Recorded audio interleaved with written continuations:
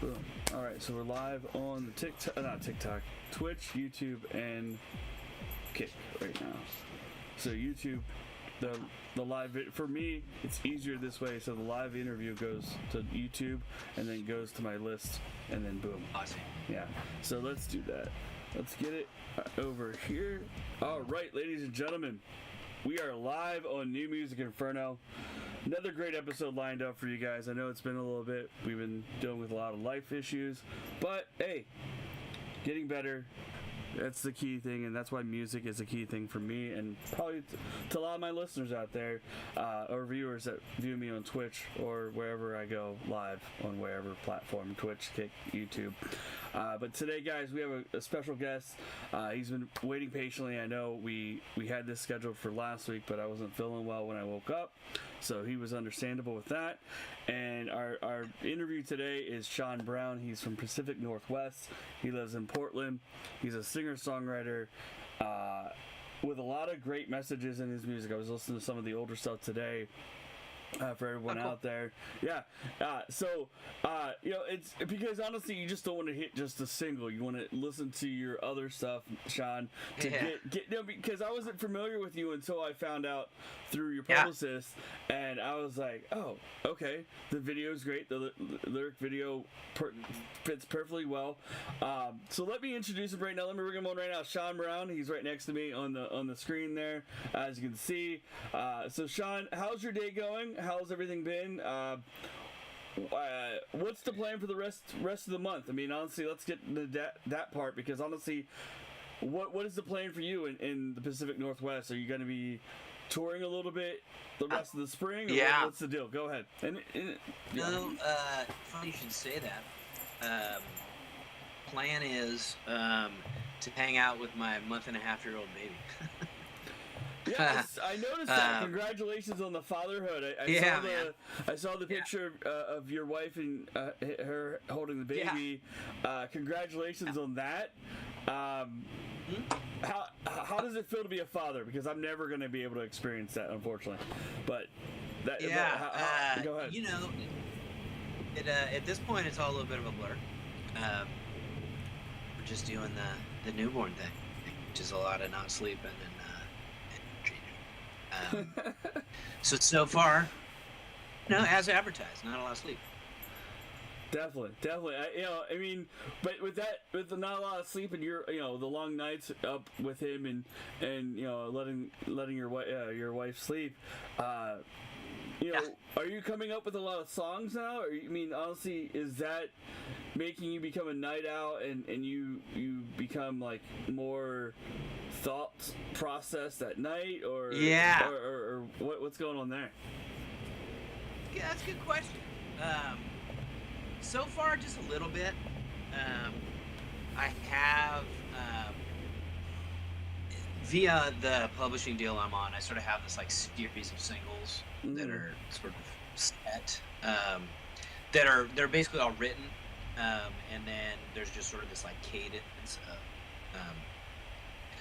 going into different studios and actually just doing the recording. So I sort of have two more of those ahead still. So that that stuff's all written and hyper organized there. So as far as like brand new, up night, doing a lot of thinking and scribbling, just been a little bit. Just a little bit. I don't know how everybody else's experience is. For me, it's like you're just kind of in a haze, which is so far not led to right. But it's early days. We'll see. Early days. It happens. Honestly, you just hope that it comes to you, and it will. Honestly, I think you're dealing. Since he's only a month and a half year old. Honestly, you're like you said, you're a lot of crying, a lot of changing diapers, a lot of late nights because he doesn't want to fall asleep because he's a cranky baby and he wants maybe a cranky baby or wants some food or whatever. But it's the growing pains of becoming a parent. Honestly, I've seen it through the eyes of my other friends who become parents. So I know for a fact that it's gonna get better for you. It's gonna get better. It's gonna get better for everyone around. Yeah, But yeah, and it's been cool. It's been cool so far. Like, you know, the not sleeping thing is not foreign. well, Foreign experience. no, because being a 20 musician, plus years of touring. yeah, because being a musician, you're like, Yeah. okay, I'm traveling by myself. I'm making Totally. sure the tour Yeah. manager or my driver's doing all right or anything. I mean, honestly, it's one of those things. Yeah. But Yeah. Totally.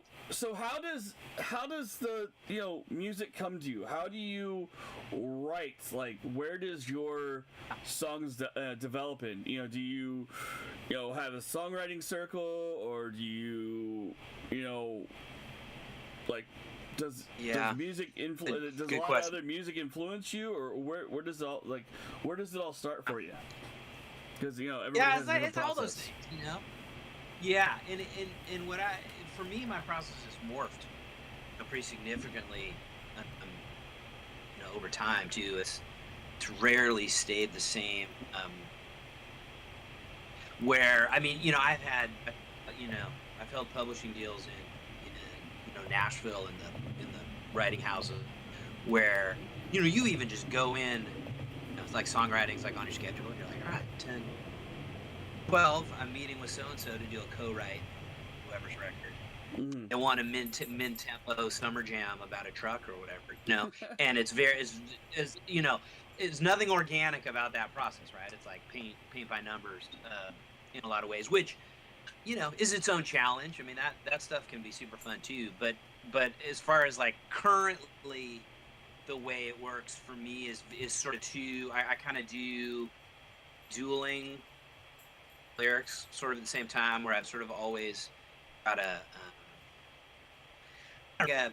note open on my phone, where like an idea or a cool word or a cool phrase that hit me, and I'll just kind of stow it in that note, so I kind of along with like just ideas, and separately, when you pick up the guitar or sit down the piano or something, you're just always noodling around, and then eventually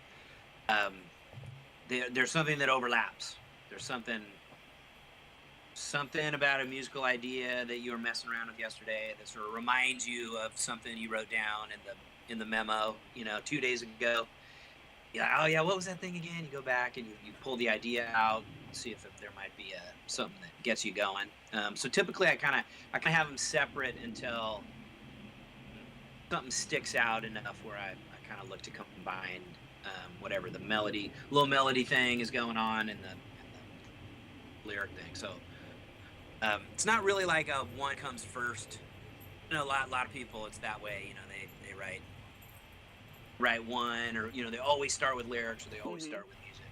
Okay. And I kind of do both separately, and then they morph. And you said earlier that you were in Nashville. How long were you in Nashville for? I mean, did you recently move a couple years ago, or how long were you? When did you go from Nashville to Portland? Back to Portland, man. Yeah, I never formally lived in Nashville. Okay. The way it worked for me was lived in the Bay Area. Oh, nice. 25, 30 years before. Just a couple years ago, we moved up to Portland, where we live now, kind of mid-pandemic. So most of my music and sort of music history is all kind of Bay Area, Oakland, San Francisco, and so at a certain point, after touring endlessly, I was done with I was like a signed artist, Warner Brothers, and I was done with that deal, and I sort of moved into more songwriting, into the publishing side, and so you sort of put publishing deals together. Then if it goes well, well enough, and especially for Americana and country music like that, you're traveling to Nashville, whether it's once a month or once every couple months, to sort of fulfill whatever the constraints are of your publishing deal. But typically you have to be there somewhat to do co-writes. So that's how it worked for me. I would go I sort of had a schedule there for a couple of years where I would just, it was my week in Nashville, every couple months. I was pretty normal for me.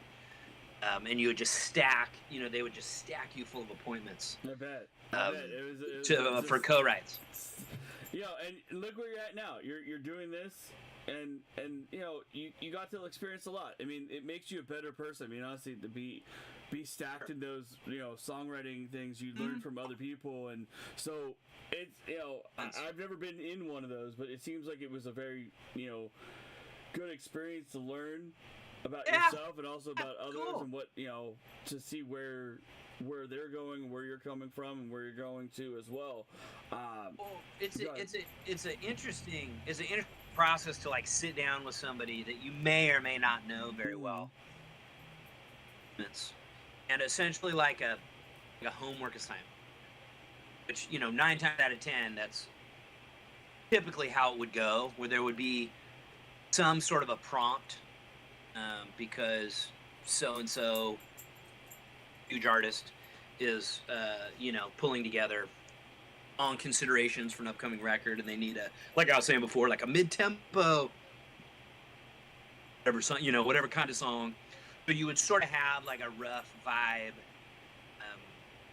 and to sort of sit down with someone that, again, like you may or may not know, and sort of, you got to look at each other, and like, somebody's got to blink first, the first idea. Yeah. So you learn, I learned a ton, whether it went great sometimes or was frustrating other times or downright embarrassing. You sort of learn to be really open, which is cool, but also much more fearless. I got way less self-conscious in doing that process over and over again, because essentially you got to keep throwing out ideas, and some of them are going to be terrible, Definitely.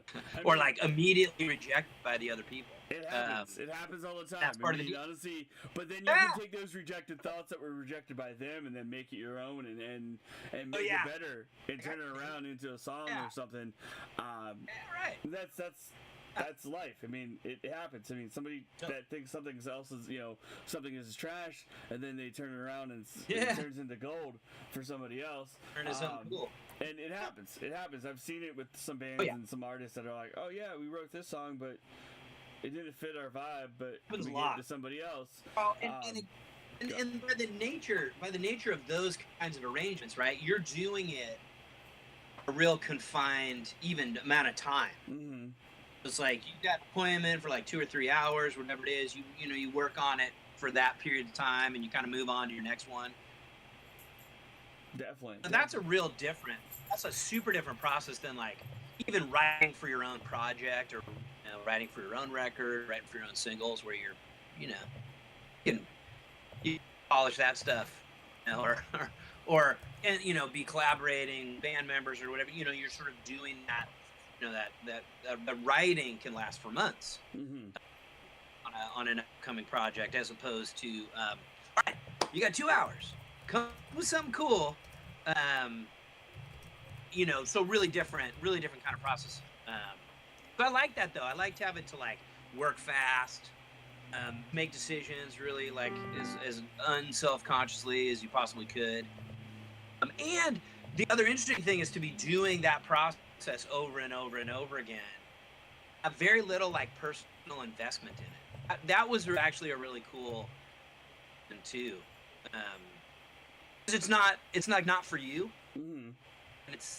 It's you're not like attached to it. You're not really telling a deep personal story about yourself. You know what I mean? So you don't have that like really attached to it. You're just kind of trying to just be creative and sort of show up in the moment as best you can, and be like as active a participant and collaborator as you can. Yeah. And so that was kind of cool to be free of, whatever your sort of artist ear is, and just write stuff. We're just here making stuff. We might light it on fire. I don't know, but we're gonna give it a shot. Yeah. Some really cool lessons in that. Nice, and you learn a lot. I mean, that's the key point. As like you want to be successful, you got to learn. You gotta learn to better yourself and also better others while you're learning to better yourself, because honestly that's life and that's what we go through on a daily basis. But for you're putting out a product that the masses are going to listen to if they pick it up or they hear it from like a friend or a podcast or even walking down the street and probably in a bar in Portland, because you're people maybe looking for live music and they hear you for the first time and all that.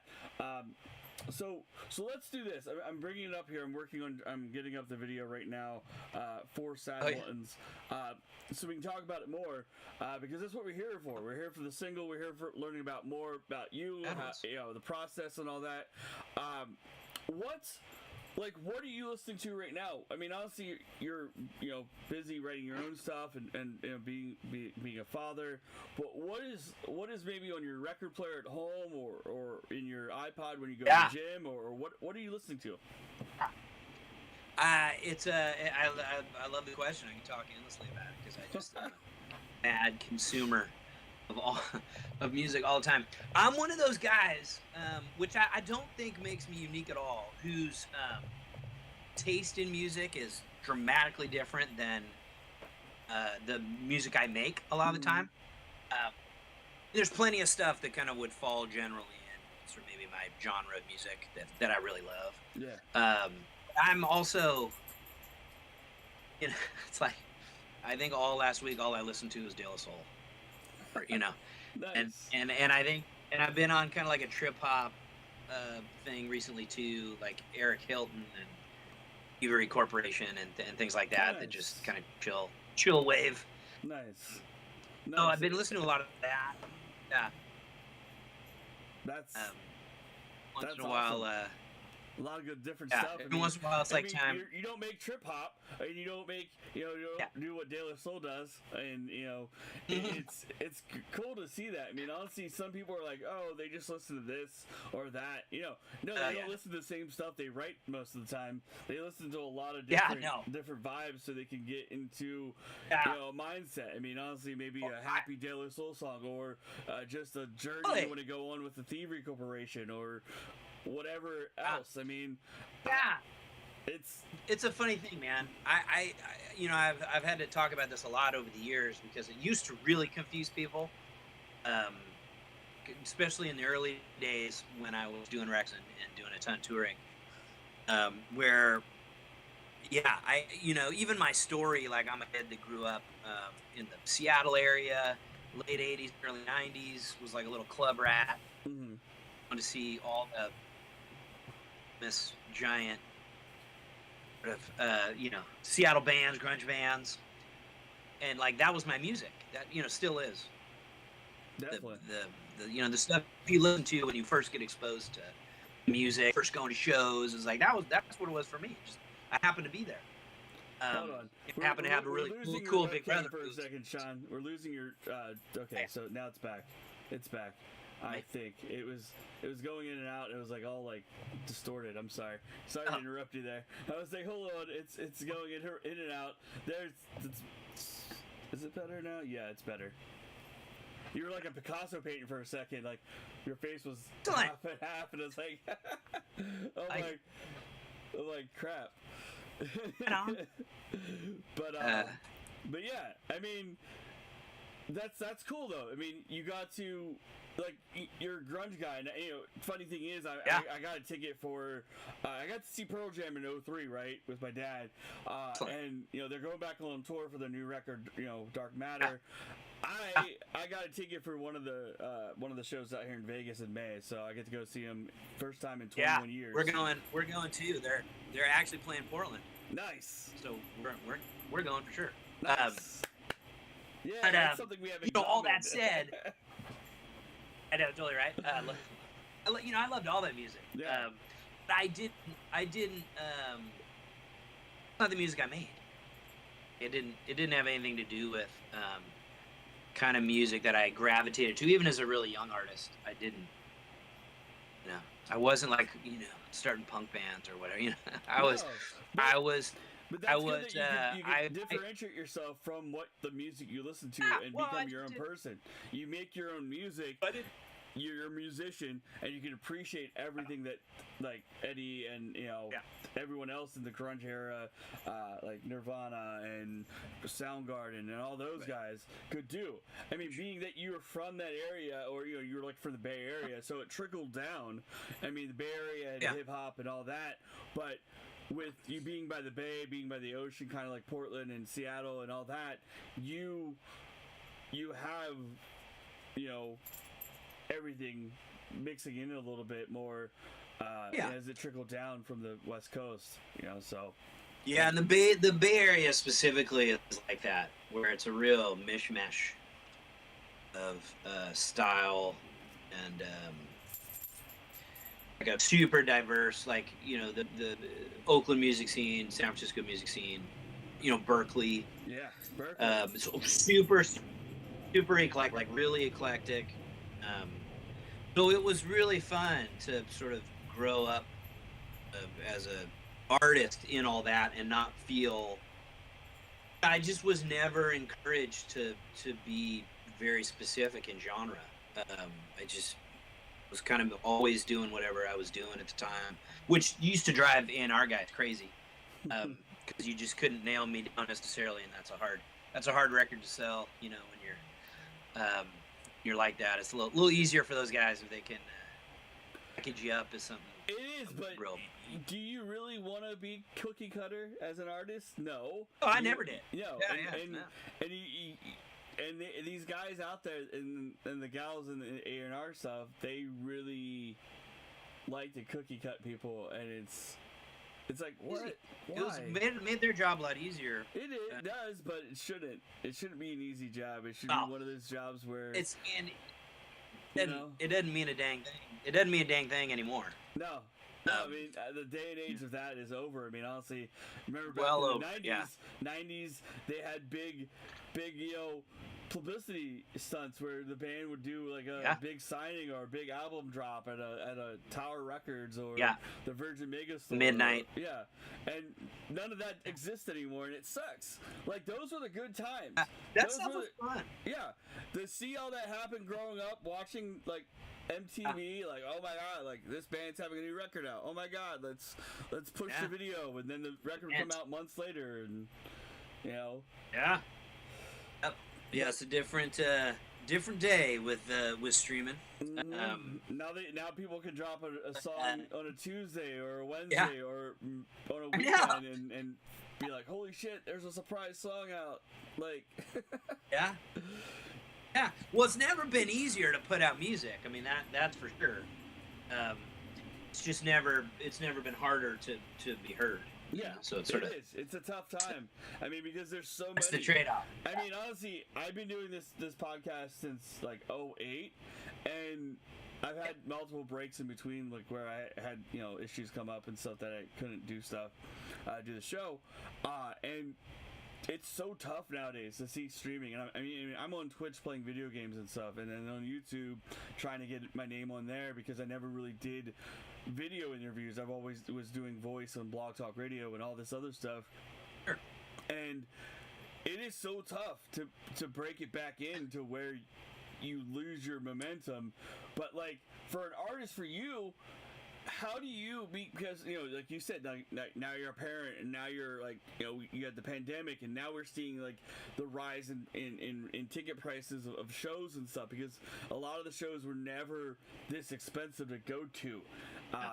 For you being a musician, where do you think the industry is going to turn around next? I mean, honestly, then we'll get to your music. I mean, because I know that question came about because of what we were just talking about, and I was just like, it's a good one. It's a really interesting kind of big picture, sort of almost sociological process, right? Because if you think back to and kind of trace the like music business, and back in the 1950s and how it worked, and into the 60s when you actually, they started to really be able to sort of quantify it as a business, and it's moved into this thing, and it wasn't sustainable really certainly the business itself, the music business, completely caved in on itself, as we all know, because the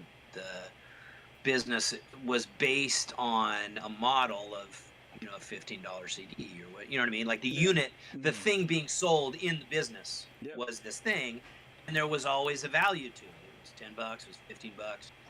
It was a cassette, it was vinyl, it was an 8-track, whatever it was, right? There was always a physical thing that had a cost to it, and that's the whole business was based on that whole thing, right? And so once we take all that away, and essentially music becomes free, to a certain extent, you're left without a business, which is why, to your point, you know, you as many of the artists, you know, kind of come out of the pandemic and trying to figure out what to do, and you know, everybody's going to hit the road and do what they can in a live tour setting, which is now going to be the main source of income for, you know, 90+% artists, right? That's definitely pretty much the live show or nothing.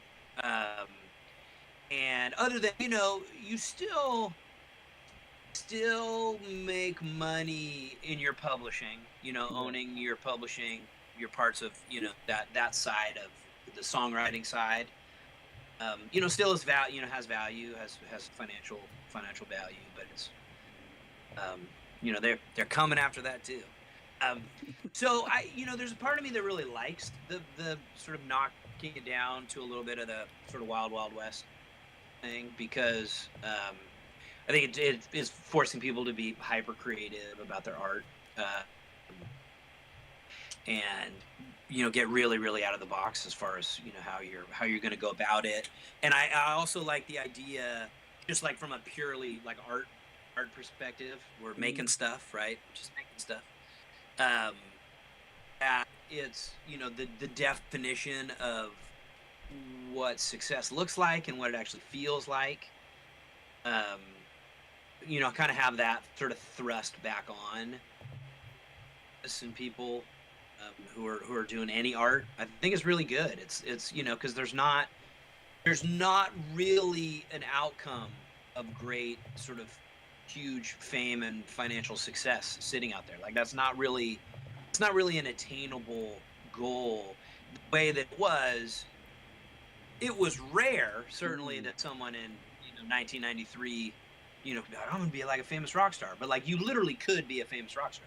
Like it's rare. It's like, you know, getting drafted in the NFL. It's like, well, it's rare. It does happen to a select few people. But it wasn't like a literal impossibility, right? Where now it's not really possible. Like it's not possible in the way that it was before. So now to be a young artist and sort of coming up in sort of this social media, you know, thing, it's like you can figure out how to get a bunch of followers and try and, you know, support, you know, process your art, share your art that way, right? Play the game, you know, work the social media stuff, and try and get really creative in that, you know, those venues. Definitely. People are everything they possibly can there. Again, well, what is success to you, though? You know, let's get some success right now to you. Let's get you some listeners to your music. And I know I keep on lollygagging around with questions and stuff, and I apologize.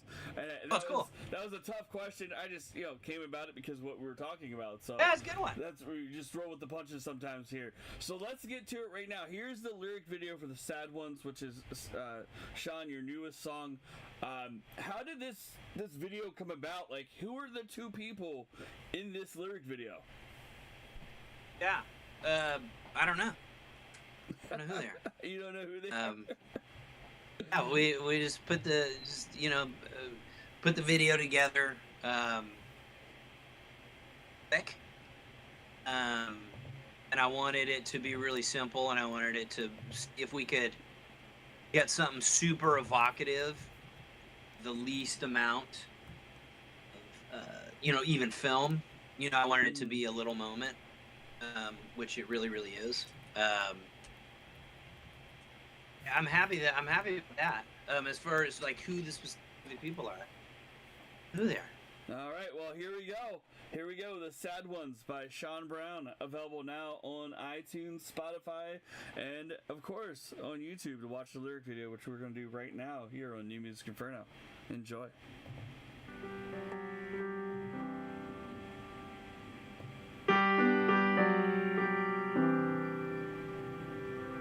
Whiskey soaking wedding dress, can't drink it all away. They won't ever understand, they feel it anyway. Turning up those old Cure albums, staring at the sea. Cashing checks in Arkansas, haunted by you and me. 3 days there and back, we never saw the sun. Wearing black and leaving early will always be the sad. Sad ones, sad ones, sad ones.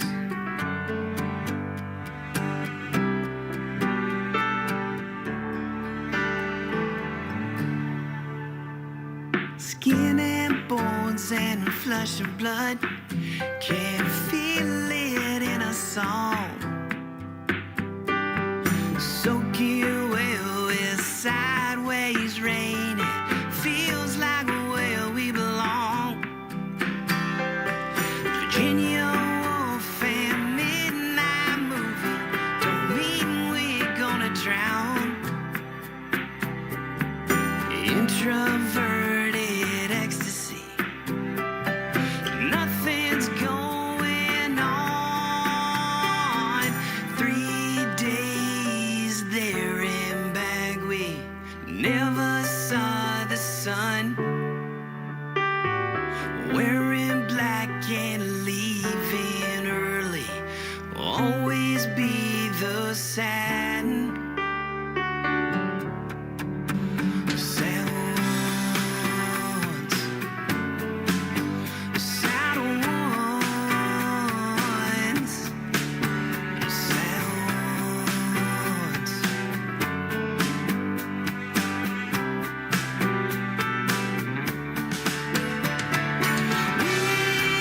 We gotta feel this. Sometimes we're lost. We gotta feel this. Sometimes we're lost.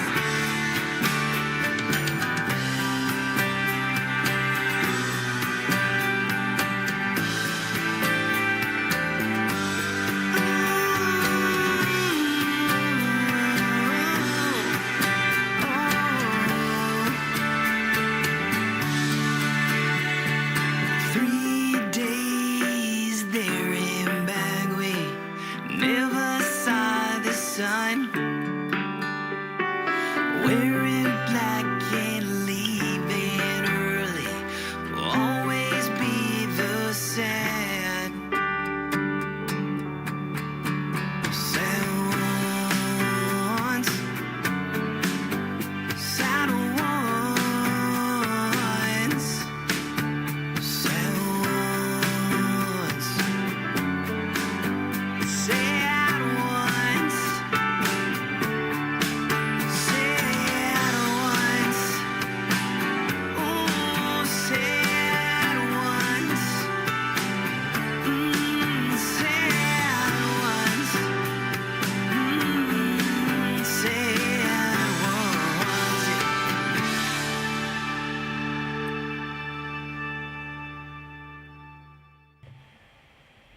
All right, ladies and gentlemen, the Sad Ones right there by Mr. Shawn Brown. And we are back, and yeah, I hope you guys enjoyed that. I did. I definitely did, and that's why I had him on the show. When I first heard like the opening melody of the song, I'm like, this is gonna be a good song people need to hear, even though it's like a little bit of a, you know, a downer, but like, music needs to have that. Music can't always be about positive things. You got to have a little bit of sadness in the songs to make happiness happen. Which, you know, a lot of your other stuff I listen to, and I'm like, the one, like, you have Rain Parade, which is kind of like a sad song, but also then you have Angel of Oakland, and then you have, what was that song I was listening to? It has the female vocalist in there. It's, Testify. Yeah, Testify. Like, where, like, how do you, like, I mean, honestly, with these life experiences, I mean, you definitely are on an upswing of things. I mean, honestly, having a month-old now child in your life, which is a, you know, great thing we've already talked about.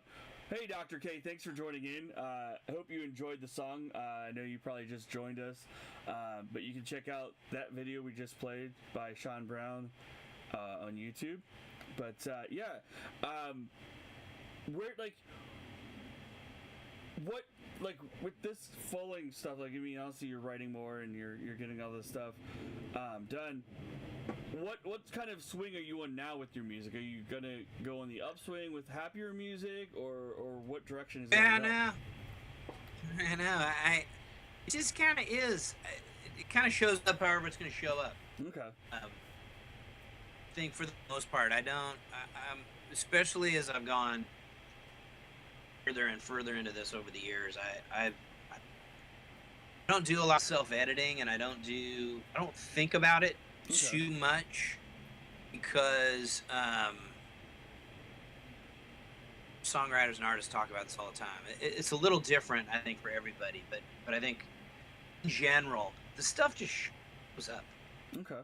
Right? Like, you know, part of it showing up is, yeah, and part of that is like through the repetition of practice and hanging out with it, and you know, spending time playing your music, or you know, even on tour or whatever it is. So you kind of keep the pump primed, you know, Mm-hmm. and then you kind of just sort of see what shows up. And it's certainly how it works for me. I'm not big on forcing any of it, or being too thinky about what it is. It's just whatever shows up. You're just lucky enough to grab it in the first place and see if you can make something cool out of it. And that was the case with this one. Too, the Sad Ones was really like that, and you know, a lot of times you write the tunes, and you know, you spend some time with them, and finally get to the point where you feel like sharing them, or going into the studio and doing some recording, and you know, you never really know what they are, you know, until you're done. And, Yeah. you know, step back and at it. You know, usually that's like during mixing, you know, when you're having to listen to a song over and over and over and over and over again as you're doing all the various mixes, right? You're like, that's what I was talking about, you know. when you're all in it, it's really hard to kind of zoom out and really think about, you know, the big picture themes that you might be working on, or working through. And that was this one. You know, this one was way more about me kind of working on this concern I have about our sort of seemingly our current inability to just like tolerate our tough stuff, you know. Yeah. Because we're so easy to just distract, right? You can pick up your phone, you know, whatever it is, and so we don't spend a lot of time just like in the feeling and in the discomfort, whatever it might be, right? So you know, in the feeling or whatever it is, this on the forefront is, you know, it is what it is, right? There's nothing inherently wrong with it, and that was the idea of sort of taking sadness and just thinking about it a little bit, in the sense that, like, on paper, there's nothing wrong with it. It's just a feeling, just like all the other 1,000 feelings.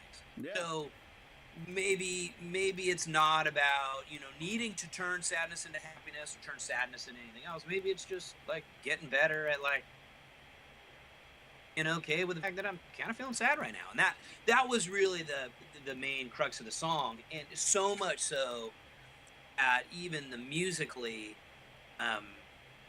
if you listen to it, it doesn't resolve anything. In other words, the music even doesn't lift us and leave us in a happier place than when we started.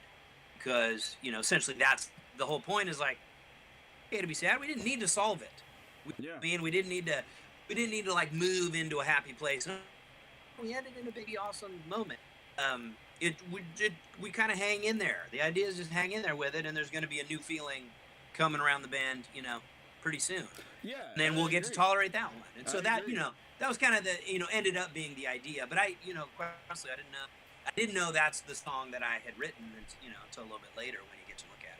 Yeah, and it's a beautiful song. I mean, it like you said, there's no end resolve. I mean, we can always be sad, and always, not always be sad, but also, take time to, feel the sadness a little bit, and realize, we had it better, we can make it better. Let's just be sad for a little bit and work on ourselves. Yeah, like this is what's happening right now. Yeah. Well, I think and again, for me, it's really the discomfort, right? That it's like, it's, the sadness and the discomfort, any feeling we're holding and maybe, resisting or struggling against.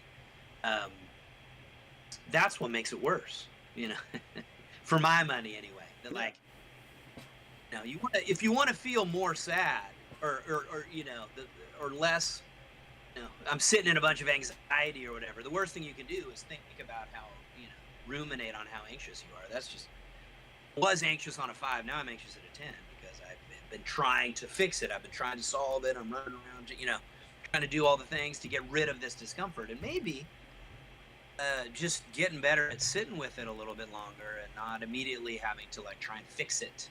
Definitely. Be an interesting thing to try, right? So that's the idea. That's awesome. I've enjoyed our time here today for sure. I mean, honestly, Shawn, I know it's been a pleasure talking with you so far, and I know we're gonna wrap this up here shortly because I don't want to take away your time from your kid and to make sure he's napping right or whatever's going on. But no worries. I know, but so. What else do you mean besides music, of course? What else do you like to delve into? What are some of your hobbies that you like to do besides your music? What entices you into what makes Shawn Brown Shawn Brown? Yeah, it's a good question. I think at this point, just getting a little bit older, it's amazing what happens. It's like, I really want to spend my time now, as much as I can, just in the process of making anything. Okay. Whether it be music you're a mover. You want things to happen. You want something positive. Yeah, something But the difference is, maybe my younger version of myself is that then it was like about the result. Mm-hmm. Like you're moving, you're trying to do a bunch of things. Succeed, whatever. It's all about like a finish line of some kind. And the way I experience all of it now is far more that even writing songs, right? Like 99% of your actual time is spent making it. Right? Like the end result, you put it out or you tour on it and you play the songs. It's like, yeah, that's cool. But like you made this thing over a period of months or whatever. And so what was that like? Spending all of that time looking forward ahead to like, well, when I finish this, or were you trying to like have as much fun while you were making it and just be present with the thing, So that's where my head is at now. Like I want to just enjoy making stuff. You just want to enjoy the journey. You want to be like, okay. Yeah, like that's that's like most of what our time is spent doing, right? It's like just that's what we're doing every day. We're like in the thing. Mm-hmm. Sometimes we don't notice we're in the thing, but like I had a book come out in November. It was my first book I published. It's called We Almost Are. And it was that was the result of that same thing. It was like, well, I just, wrote a book, I don't know. Like, wrote a book, the publisher liked it and put it out. That's awesome. It wasn't about the results. I didn't write it because I thought it would be really cool to, like, have something published. It's not why, you wrote because you just wrote it. And you enjoyed the feeling. Like, maybe you'll see the light today, maybe it won't. And then all of a sudden your publicist was like, exactly. Boom, let's put it out. And I have to check it out for sure. I haven't been, I remember reading about it. I just haven't, I saw it on the list of the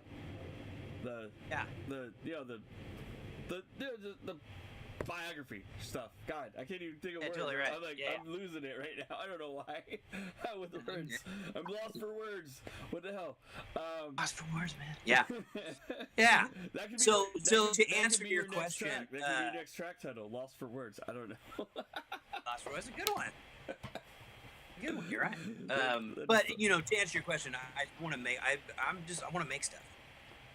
I want to just make things all the time. Nice. Well, so that's you're gonna be on that journey for a while because there's a lot of stuff to make. There's a lot of stuff to do. I mean, honestly, next thing you know, you could be making a cookbook that Shawn Brown's cookbook to that would be healthy living terrifying. Or something. Yeah, I don't know. Maybe your wife can help you with that. Who knows? I mean, anything can happen. Yeah, she would be good at it. Yeah. There you go.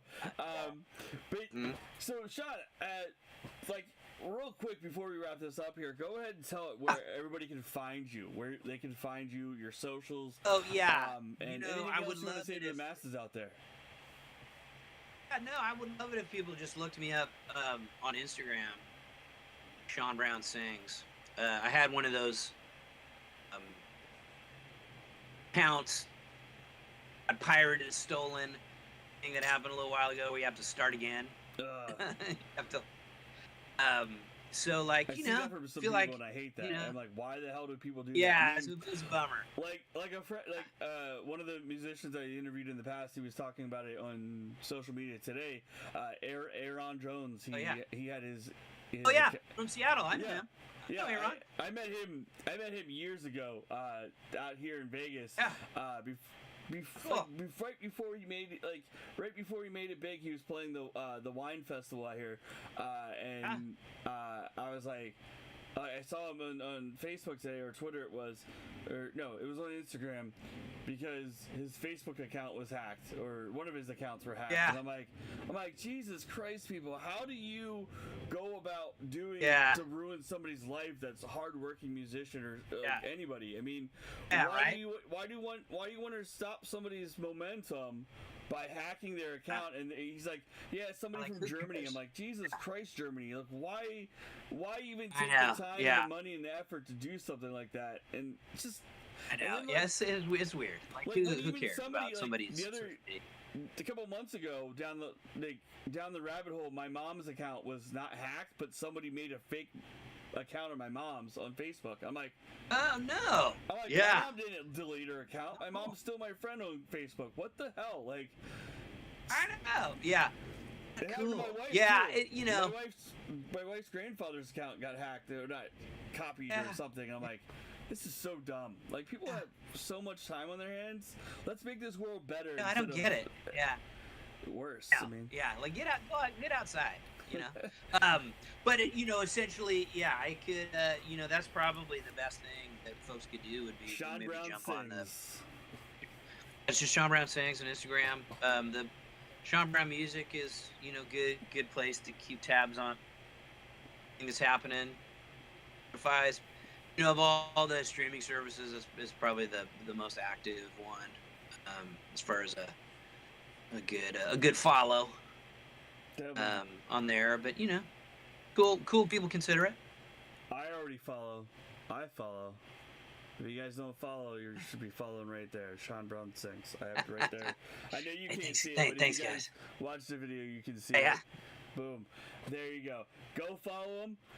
Go pick up the new single. Go listen to it on Spotify. The Sad One's available now. Shows coming up here maybe in the near future as well. Yeah, probably some. Yeah, summer. Once his baby's a little bit older and everything gets better on that forefront, it's a great time to be alive. It's the springtime. Things are blossoming everywhere. Things are happening. I know Shawn's mind is running 100 miles a minute with ideas that he's like he said, he wants to be a mover. He wants to be a builder. He wants to make things happen. So Shawn, thank you so much for being here. A pleasure and honor to have you. I wish you the best of luck and continued success on your music and everything. And I'm gonna have to go definitely check out that book. Recently I started reading a lot more. I've been reading my friends. Read one of my friends' books already.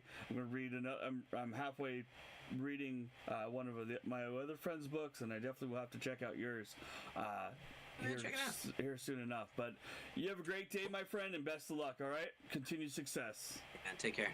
No problem. Everybody, that was Shawn Brown. We are going to raid out here on the Twitch right now. I don't even know who's live. Let me go check out who's live, and we can go raid somebody there. And then YouTube and Kick, thank you guys so much for being here. It's an honor to have you all listen in and watch us live on this social media whenever we're live on here, but we'll be back later today to play some video games as well. Tonight, we have some WWE and baseball to wrap up, because baseball new game comes out on Friday. Well, tomorrow night at 9 o'clock Pacific, 12 Eastern. Let's go and raid our friend Kangabuck. She's doing some art over there, and we're gonna go raid her and surprise her. But love you guys. Thank you for all being here. Peace out to everybody. I'm gonna go hang out with my wife a little bit in the hospital so she can have some food. We're gonna go get some McDonald's for us. But I love you guys. Have a great night, and we'll see you all on the Flippy Flop. Peace out. Love y'all. Bye bye.